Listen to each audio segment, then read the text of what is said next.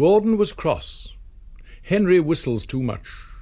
No respectable engine ever whistles loudly at stations. It isn't wrong, said Gordon, but we just don't do it. Poor Henry didn't feel happy any more. Never mind, whispered Percy, the small engine. I like your whistling. Goodbye, Henry, called Gordon next morning as he left the shed. Be sure and remember what I said about whistling.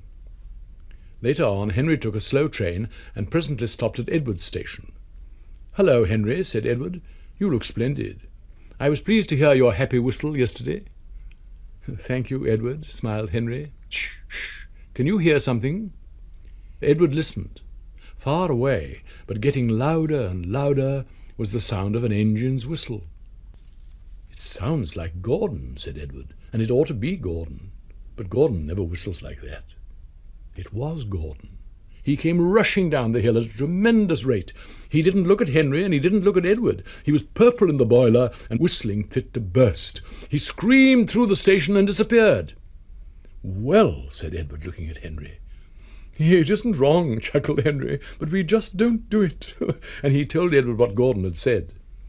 Meanwhile, Gordon screeched along the line. People came out of their houses, air raid sirens started, 5 fire brigades got ready to go out, horses upset their carts, and old ladies dropped their parcels. At a big station the noise was awful. Porters and passengers held their ears. The fat controller held his ears too. He gave a lot of orders, but no one could hear them, and Gordon went on whistling.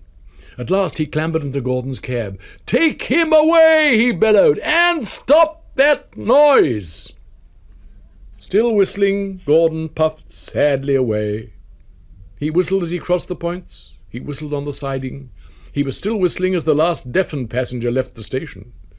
Then 2 fitters climbed up and knocked his whistle valve into place. And there was silence. Gordon slunk into the shed. He was glad it was empty. The others came in later.